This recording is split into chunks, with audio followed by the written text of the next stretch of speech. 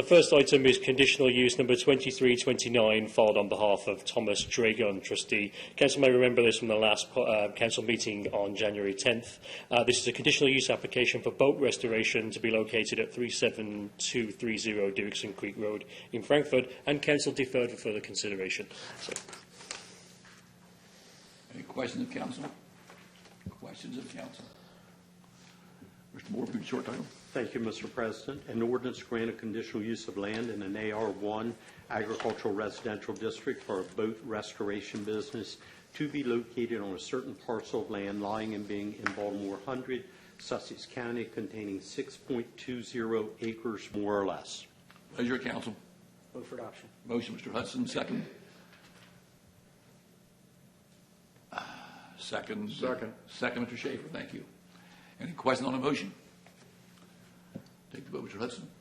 Okay, thank you. This applicant's seeking a boat restoration business involving fiberglass work and grinding that will take place within a 48 by 100 foot metal building located on what I believe is a predominantly residential area with on a narrow dead-end road. We don't really know what the applicant is proposing for this site.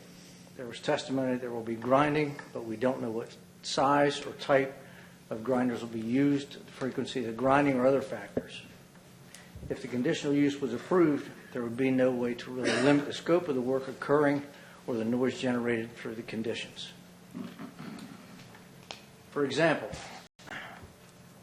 we wouldn't be able to adequately address the size, numbers, frequency, or type of grinders in use or limit the noise generated by them.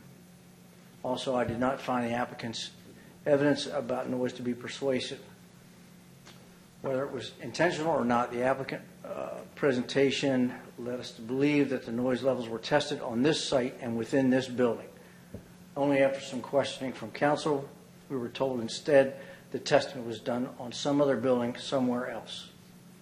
There's no way to know whether that building was actually tested in the same, would test the same. We don't know the surrounding area, buildings, or vegetation that might affect decibel readings. We don't know what type of grinder was used, what type of grinding pad was used, what was being ground, or how long the grinding lasted. We don't know any details about the size of the vacuum system or where it's located within the building. We don't really know any details about the noise readings at all. And again, these readings evidently occurred on a completely different property with a completely different building. As the applicant alleged, forensic expert stated in his letter, credible witnesses and credible facts are crucial. Here, neither witness testimony nor facts about the noise readings were credible.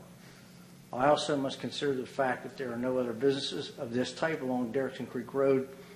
Although the applicant testified that there are other businesses in the area on internet searches, there are no industrial repair service, manufacturing, or other intensive commercial uses actively occurring within the vicinity.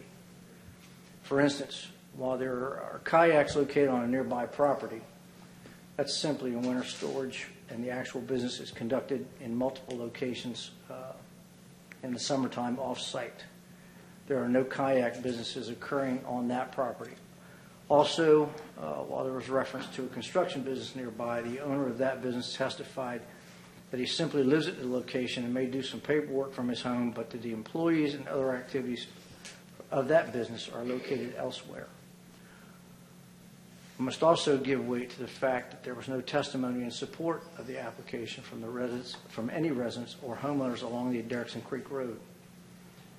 The only property owner along the road who supported the application was someone who owns undeveloped property. On the other hand, several homeowners provided credible testimony that the use would not be compatible with the neighborhood, would generate unwelcome noise, odors, and dust, and the negative impacts of vehicle and boat trailer traffic generated by this use and other factors. I also do not agree with the applicant's suggestion that our comprehensive plan supports this program or this application. For example, I don't believe that it promotes tourism. Instead, I think this proposed use involving fiberglass work and grinding is actually contrary to tourism. The use does not draw people to the location or the area, and the heavy commercial or light industrial nature of the use is inconsistent with hotel or restaurant uses typically associated with tourism. Finally, I agree with the Planning and Zoning Commission's recommendation for denial that it made after its hearing. For all these reasons, I vote no on this application. Thank you, sir. Mr. Schaeffer. I visited the site. I do not believe the proposed use is appropriate for that location. I also agree with Planning and Zoning's recommendation, and I vote no. Thank you, sir. Mrs. Green. Based on the recommendation of denial from Planning and Zoning and testimony given here today, I vote to deny. Thank you, ma'am. Mr. Rieley. Well, evidently I'm in the minority on this one, but, you know, I do believe that this industry, this business would support tourism because people keeping their boats active in the waterways promotes tourism, and this is a support to that industry.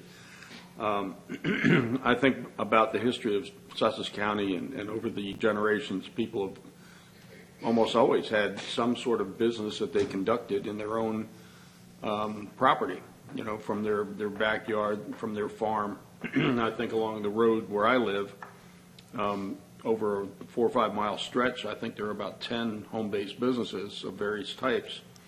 And in this instance, the applicant has over 6 acres. He's, suggesting that he will be conducting his work on an inside an enclosed building, and that he's going to be working with fiberglass. And so typically the type of grinder you would use with that would be a handheld DeWalt, which is not terribly noisy. I use one myself quite often. And, I just feel that it's not inappropriate for someone to conduct business of that nature on their own property. And I think we should come down on the side of people being able to utilize their own property as they choose, because it's their property. If we were to offer conditions, I would, if they agreed to Monday through Friday, 8 a.m. to 6 p.m., all the work conducted inside the building with the door closed, one small unlit sign, no material stored outside, all the work to be conducted inside, the doors closed. I mean, that sort of set of conditions, I think it would be perfectly acceptable. And so I guess I'm in the minority vote on this one. So your vote is? Yes. Thank you. I also, Mr. Hudson's testimony and reasoning, the reason given by Planning and Zoning, I agree with those. I'm going to vote no. Motion is denied.